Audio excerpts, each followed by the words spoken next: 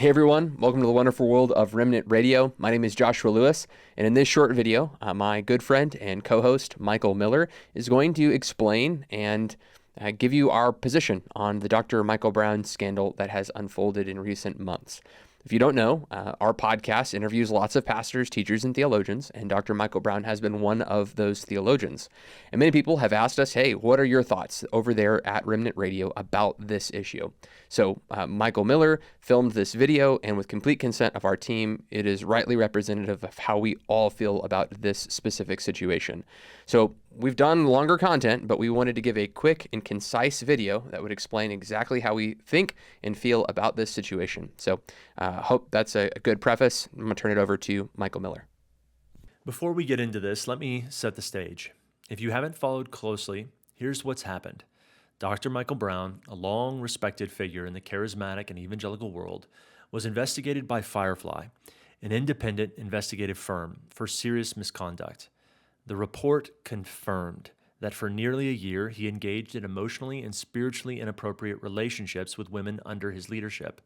One of those women, Sarah, gave devastating, credible testimony. The dynamic was textbook: blurred spiritual boundaries, manufactured emotional closeness, power dressed up as affection. Since then, two major responses have come out, one from his own board at Line of Fire and one from Mercy Culture Church, which chose not just to defend him, but to reinstate him without hesitation. What I'm about to say is for them and for every system that speaks mercy with its mouth, but protects power with its structure. I didn't want to do this, but I kept going back to the FireFly report, keep reading the statements from the Line of Fire board and from Mercy Culture, kept hearing that same familiar tone, the kind that sounds pastoral, but lands political. Then I realized someone has to say it.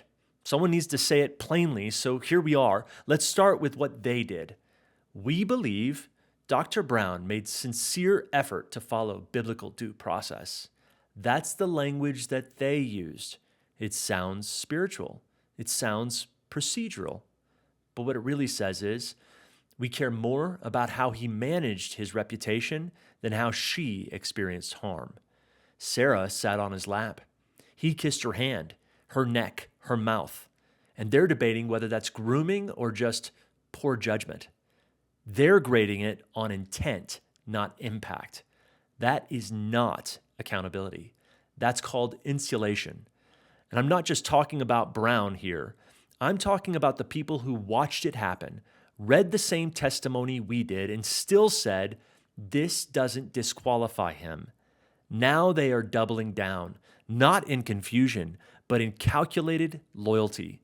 So let me ask plainly, what does disqualify a leader in your world? If it's not hiding misconduct for 20 years and lying about it, if it's not treating women like props in a performance of authority, then what exactly are you guarding? Let me name it clearly. Dr. Brown has been a theological voice for decades. Many of us have learned from him, which makes this worse, not easier. Because when someone with influence behaves like this, and we excuse it because we benefited from their voice, we're not guarding the gospel.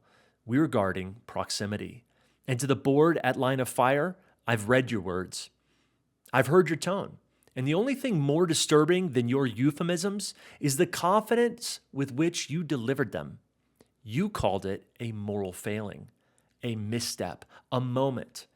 But she is still living with the weight of it, still naming what the church refused to, still healing from something you called over. Then came Mercy Culture. Your statement was a masterclass in selective empathy. No sexual abuse committed. No disqualifying pattern. No biblical grounds for disqualification. 3 shields, no confession, no cost. You called it a lapse in propriety, a 6-month misjudgment. And then, with stunning audacity, you said, let us now give full attention to Sarah's journey to wholeness.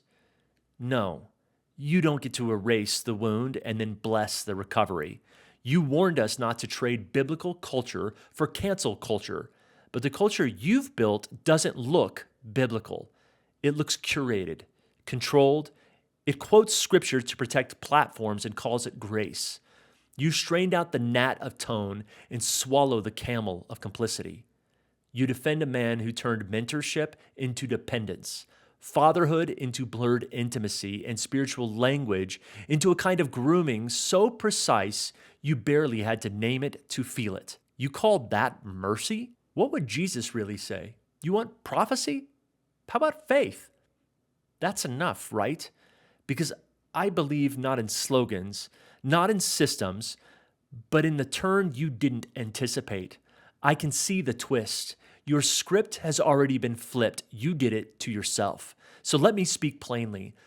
But now we're talking about fate, the slow, inevitable trajectory of what you've sown. Maybe the pursuit of your own demise is just another face of the banality of evil.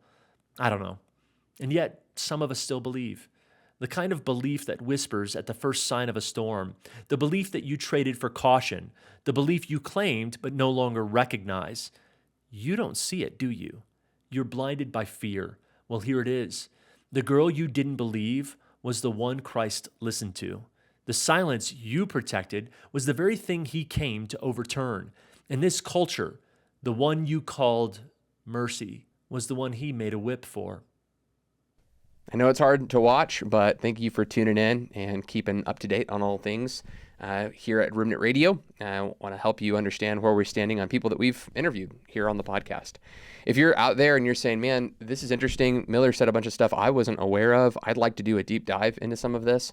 We did interview Ron Cantor, about a 2-hour interview. And on that interview, he has a lot of the inside information of how all this came about. He was one of the first people to bring whistleblower charges to the board. He was able to kind of push and charge the board to do what's right and just. He's been pretty involved in that process ever since. So if you're out there and you really want to know some of the nitty details and how these things begin to unfold, maybe go check out that video right here.